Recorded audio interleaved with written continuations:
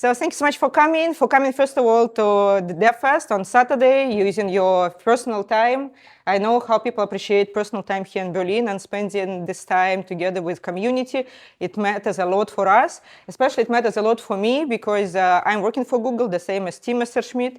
I'm working at more than 6 years, closer to 7 years at Google. All these 7 years I'm working on the same team, and still very passionate, and love saying about that I'm passionate about what I'm doing. Because at Google, I'm supporting Google developer groups communities. These people who are actually organizing the fest and all the other events, as Amy said. People are volunteers, not paid. They are passionate, they are smart, they are beautiful people. And that's why it's always a pleasure to work with them. And I hope I will be working as long as I can on this team and just growing my scope. So at the moment, I'm leading the team of Google developer groups, not only here in Europe, but also Middle East and Africa. That's why I travel a little bit around the world. And today I will show you some slides from the other Dev Fest, because that's not my first Dev Fest, obviously. In this season, it's my 5th Dev Fest that I'm speaking at and meeting people. Everyone is different, everyone is fascinating, so happy to be here to be with you today. I'm usually also based in Berlin, live normally my life here, and on a personal note, for those of you who never met me before, I'm very into music, so usually you can find me somewhere in a techno club or also in an opera, but unfortunately with the age, mostly I'm targeting to the opera houses rather than nightclubs, so which is also quite obvious. So what to expect today? I'm a program manager at Google, so I'm not working at DeepMind team, I'm not technical person deeply, but I'm using AI as all of us today. Yeah, like I hope all of us are using more or less something trying. So, and I will be speaking about my personal experience, how I'm using AI for, and how it helps me be productive. So there will be 3 main pillars: Google Workspace. I hope most of you are familiar with Google Workspace is. NotebookLM, maybe that will be the new product for some of you. And generative media, because it's cool and everyone is trying this, right?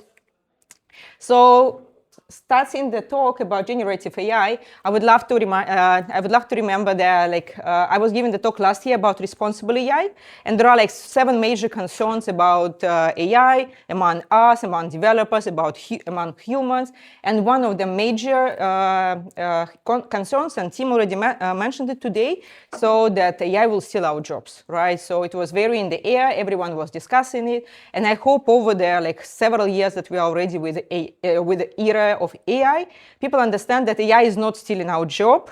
Yeah, it's actually people who are using AI can steal our job. So we need to start using AI logically, right, healthily, but it will definitely help us being more productive. So even those, that's a diagram that actually can change over the weeks or months very quickly. Yes, some of us, I mean, it depends on how conservative we are inside our inner world, right? So how we were protective to start using tools, but from what I see now, even I don't know, my family who is very conservative, they start using. I'm actually was not protective about some toolings, but I'm using. So, and I hope most of us, especially being in the front line of AI era, will start using tools to be more productive and not to think that someone will steal our job. So today we are going to speak about AI. From the perspective of something that helps us to be more creative, collaborative, and productive.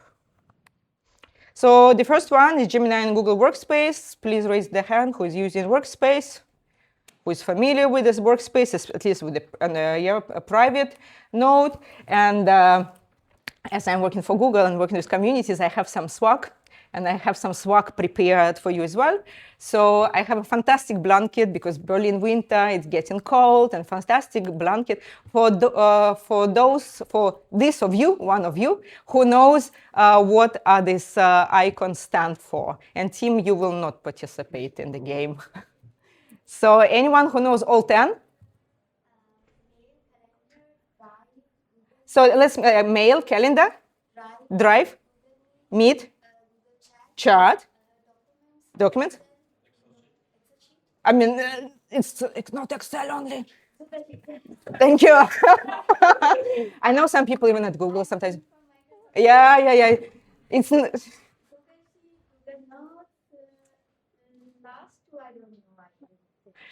So there was a good try, like 3 last. Who knows 3 last? We can share. I have got 2 blankets. The yellow one is slides. Yeah, exactly. Yellow are slides and purple sweater. Okay, no, that's slides. That is slides, but let's take purple. Yeah, Vids, Google Vids, and the last one? Like, so it was very teamwork, folks. I got only 2 blankets.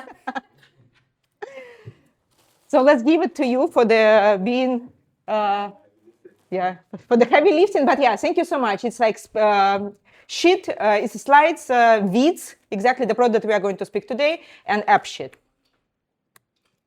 So first of all, if you are using privately or you're using through the corporate Google Workspace to enable Gemini, you need to reach out to your admin, and that will be allowing the Gemini tooling to work. It's not available by default.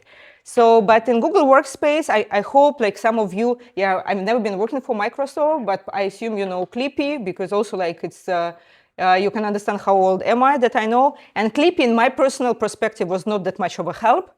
But right now, I hope that Gemini is doing better job than Clippy. How we can use it? Let's start with some simple things that Gemini already helps and how I use it personally. So Help Me Write is the best feature probably over time right now for us, because even although I'm working for Google, I told you almost 7 years, and I believed I can write pretty well, emails and some documents. With Help Me Write, it's so much better. So I'm not copying blindly what is written. I'm copying like some parts, adjusting, right? But I'm honestly at the moment, I think every email I'm throwing through Help Me Write and maybe adjusting something to make it just nicer, not copying, because also copy pasting, unfortunately, you can see the style, right? So and people sometimes, I know it when they receive the emails which are polished by Help Me by AI, right? Any AI. So do use it, but use it gently. So also it's available in Google Sheets. So if you are not, and some of us are not that familiar with different formulas, it can help you easily, to build also charts and graphs and everything. So with the slides, how you can use right now, they can generate already images within the slides. They can also use Help Me. You can also use Help Me Write. You can also use Summarize, for instance. If you received a huge slide deck and you don't know what is it about, you can just go through the Gemini and ask like, what is that about? And it's actually given a pretty good context. The same with the summarizing emails. Some people are using this. If you receive the thread where already like 40 emails, and maybe you don't need to get very deep inside and you just need to understand the context, summarizing is also working pretty well at the moment. In Google Meet, because I use Google Meet every day for work, maybe a bit too much than I can, because we have like 8-10 calls per day. So in Meet, there are AI backgrounds for those of us who are working from home and like AI backgrounds. It's not my particular case, but for instance, improving audio and video, that's fantastic right now, because I'm also working at home, and it's fantastic how it catches the voice, but it blocks the like vacuum cleaner, coffee machine. Every time, like I was on a call with my colleague, and there was an emergency alarm in the building, and you don't hear literally anything. I understand that not everyone using Meet for work, right? But if you're using it, I hope you experience the same as we did. There is a translation captions, and also like usually I would say I don't know, I would not use it, but there was a call with my team in France, and the people were not speaking any English there. So, but I was supposed to be on the call, so we actually were doing. There was my colleague who could speak both languages, and there was a person who was speaking French. So I was doing this captures, translation captures, and he was like every 10 minutes explaining me what was said 10 minutes over this 10 minutes, and actually it worked pretty well. Also, it's particular case, but it helps, right? Like before, I couldn't imagine that I'm joining the call with the French colleagues and understand something. Taking meeting notes, also like meeting notes that you can see after the call is fantastic, right? So right now, also a lot of people are using that and sending for like for those who are not able to attend the calls. There is also the feature of sending AI AI on behalf of you to join the call. But here I want to ask you to be careful because that's my call, me you see in the photo. This might use the call, what I'm doing with GDGs, talking about the affairs, their questions, answers. That's called office hours. So people are supposed to join the call to ask me questions, and I'm supposed to answer. So if there are no people, no questions, no answers. So they're like one of the call I was with these 7 fantastic note takers. The funniest part about them, that 2 of them were late. That's, I don't know how it happened, but yeah, I was sitting with them a little bit. But yeah, no questions, no answers, only note takers. We're on very nice conversation. So note takers, I'm still indecisive personally, but probably you will tell me afterwards if it helps to someone, right? And Google Vids is the tooling that you did not know. It's a new feature of Google Workspace, right? So it is creating videos, but creating videos in a workspace environment. So for instance, you've got the nice text for onboarding new employee, but you want to make it video because video is easier to digest, we all know, right? And we don't have money to produce any proper video, so you can use Vids for that. So there are some limitations, yeah, so we can only record 10 minutes, 50 video objects and 50 audio objects. But yeah, like for anything work-related, 10 minutes, 10 minutes is a good video right at the end, so you don't need to send 2 hours block. So that's about Google Workspace. That's personally what I'm using. So you can tell me afterwards if there is something that you are using or not using in Workspace. So NotebookLM. What is that NotebookLM? How many of you have heard or let's have heard? Okay. Have used? Okay.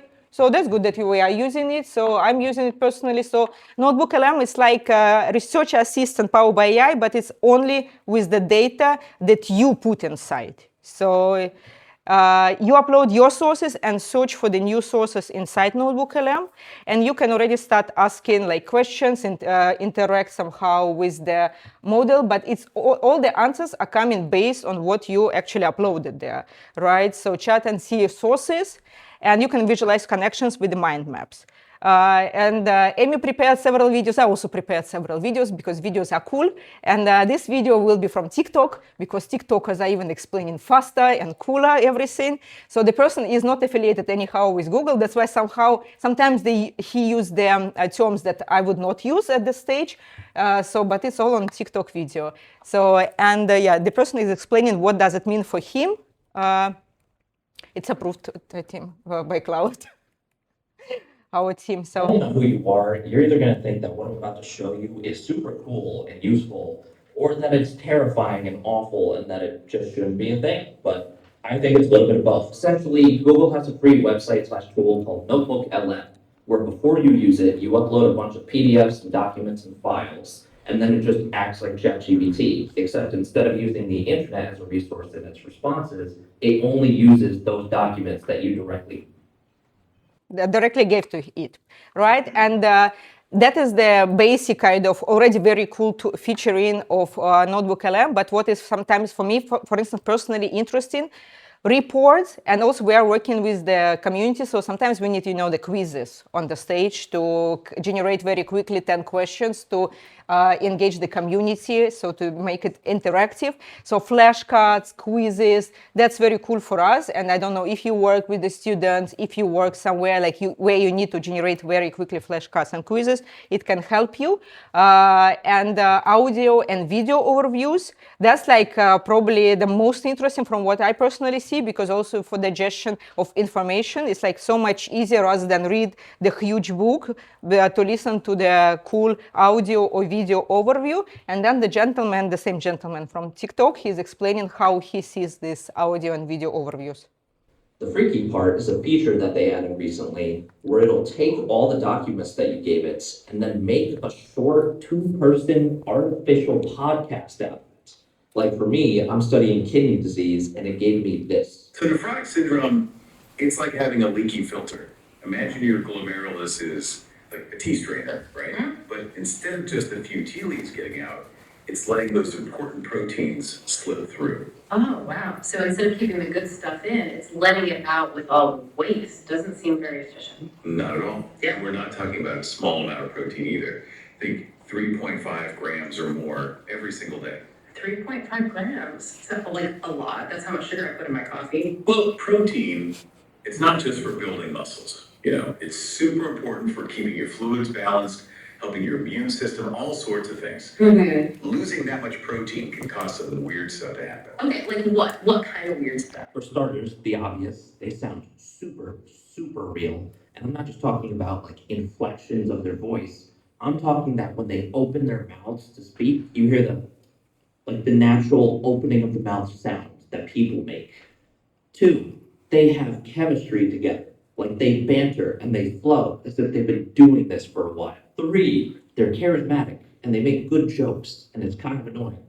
4, the information is very well explained and very well broken down. I gave it medical school lectures, like not simple material and very like complex, like taught by doctors. And they broke it down to a normal layman's understanding. 5, the cherry on top. This took me, I think, 2 minutes to make, and it's 15 minutes long. And I think the worst part is that I want to be afraid of this. Like logically, I know I should be afraid of this, but I'm just too impressed by how well done it is to feel fear. It's probably not a good thing, but Sorry for the ending. Yeah, but like that's definitely impressive. And also like my previous defense that I was attending, it was in Nairobi, and I was meeting the Googlers in the office, and there was some presentation about the languages, Google research team, and they were giving showing the video, again the video, but it was like kind of 7 minutes video, so well prepared, and I was thinking, great, like how they are doing like these 2 people in a small research video, who paid for this video, because it was so cool one. And then at the end there, yeah, you see the logo of NotebookLM, so it actually was prepared by NotebookLM. And yeah, there are sometimes mistakes, there are sometimes some sleeps, but like just think from the perspective of like where we were 2 years ago, if we were able to do any of that video. I mean, with my particular experience and knowledge, yeah, I'm not a designer, I would never be able to do even the image, to start with, right now where we are. And yeah, maybe several iterations editing, right? But natural language editing, but we are so much further than we used to be. So what is important to say, because that's the questions that we are constantly asked. Customers like own their data, not you, not us. So right, when you upload into NotebookLM, it's your data and you own. We are not selling for sure. We're not educating on your data, our models. So we are using completely different setups for the models, for educating the models. So generative media, the cool stuff, right? So I assume, and I'm very happy, like we're very like fantastic company, but not famous for the, something which is hyping a lot and then very like big trends. But like with Nano Banana, I was definitely proud of that I'm working for Google, and hopefully all of you at least tried something. So, and right, with today with the tooling for generative media, it's also, if we are not looking from the perspective that we are still in someone's job, designer's job here, we just like, now we can do so much better than we have not done. We can do the things that we were not able to do before, right? So I'm not stealing the job from designer. I just usually would not use a designer for that, and that will be maybe a boring slide with only my like skills to, well, right now we can use so many tools to make it much more beautiful. So with the images, it's the easiest, probably user-friendly, right? The tooling that you can use is Nano Banana. Have you used? How many of you have used? The question will be afterwards. Maybe those of you who never used, why? Why you just need to play with that, because it's at least fun to play. And maybe when you start, you're getting into and playing more and more and more, right? So why Nano Banana is good? Because it's text to image. You just explain what you want to see, and you see it. You can edit, which is also like Nano Banana is better than Imagen, so you can edit with a natural language. You can connect multi-image composition, and I will show you right now on different examples how it works. Style transfer and text on image. So, and as I was traveling around different DevFests, like for the last 2 months, I was always preparing something which is relevant to the region.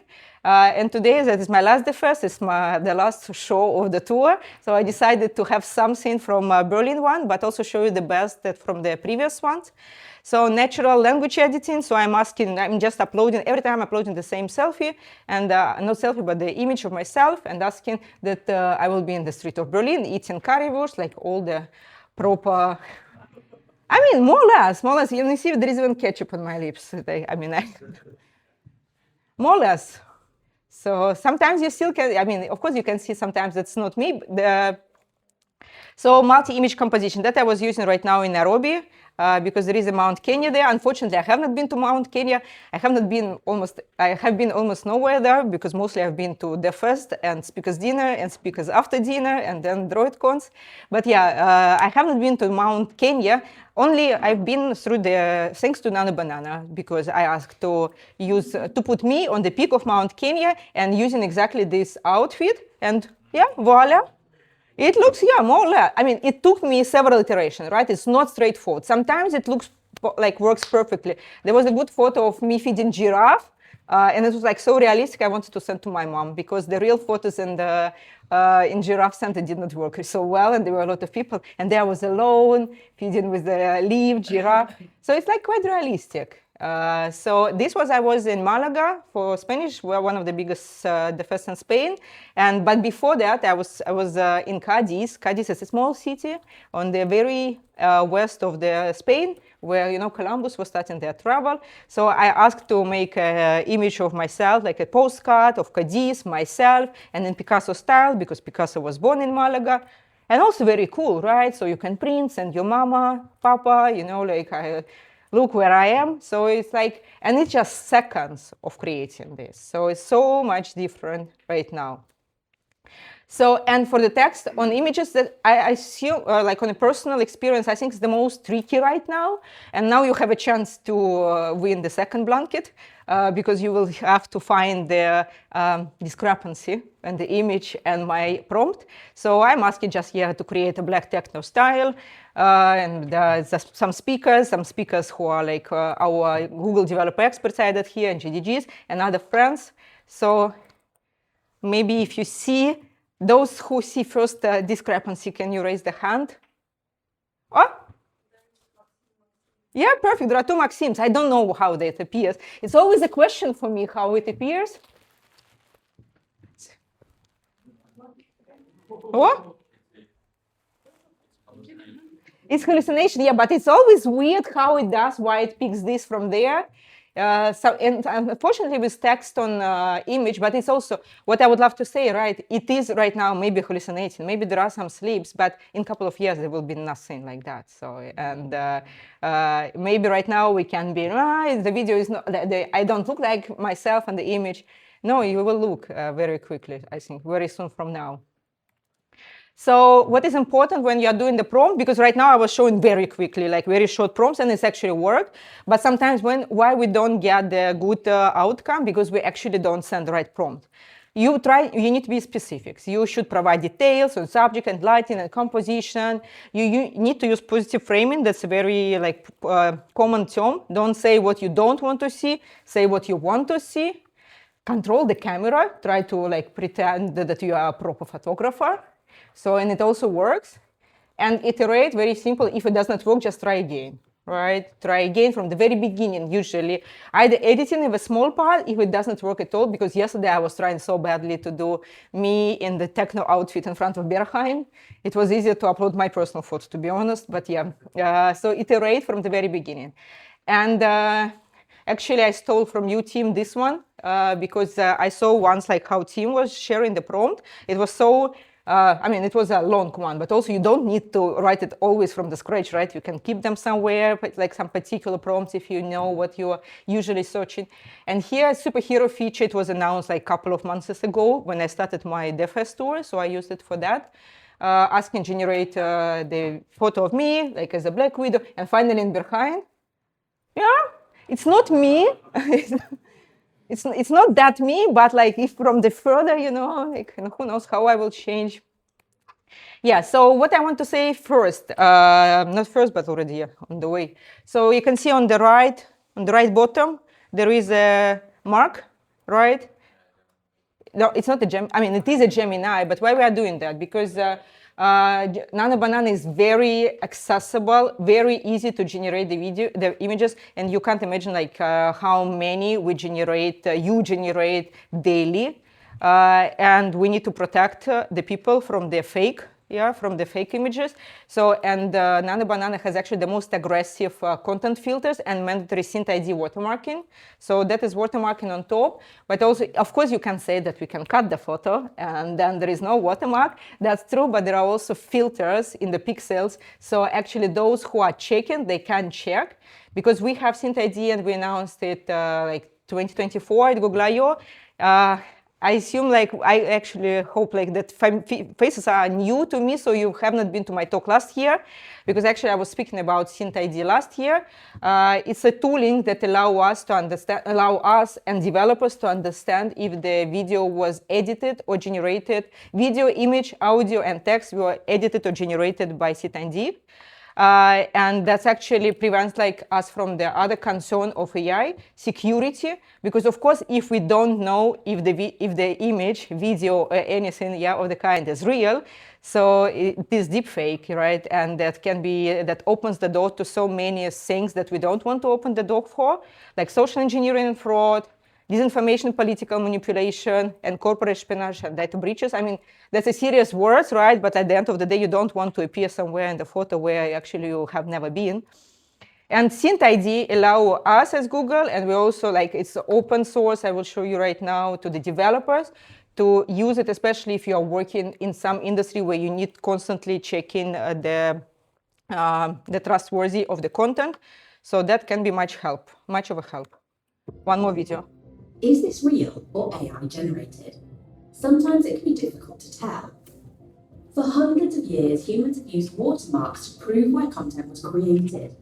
One challenge is developing a mark that's hidden to viewers but visible to those looking for it. Enter SynthID by Google DeepMind. It can produce a digital watermark that's imperceptible to humans and works across Google products to tag AI-generated images, video, audio, and text. The watermark can withstand common editing techniques like reordering and trimming, adding noise, compression, cropping, and filters. How? For images, it can be embedded directly into the pixels. For video, it also marks every frame. For audio, SynthID converts the signal into a spectrogram, a visual representation of the sound waves, into which it embeds the watermark, before it converts everything back into a waveform. For text, SynthID looks at which words are going to be generated next, and changes the probability for suitable word choices that wouldn't affect the overall text's quality and utility. If a passage contains more instances of preferred word choices, SynthID will detect that it's watermarked. You can't read, hear, or see the watermarks, so you can fully enjoy your creations. SynthID technology is already used across generative AI Google consumer products. SynthID is just one tool we're using to make sure generative AI tools are built with safety in mind from the beginning, empowering people and organizations to create responsibly.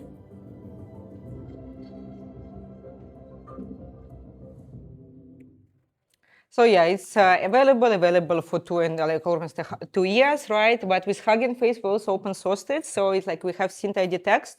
It's available in Hugging Face transformers and also on GitHub. So it's actually very easy to Google. So for those of you who need this for work, you can easily already use it for quite a while, to be honest, for a year, I think, or something. So designed to prevent from different form malicious ideas.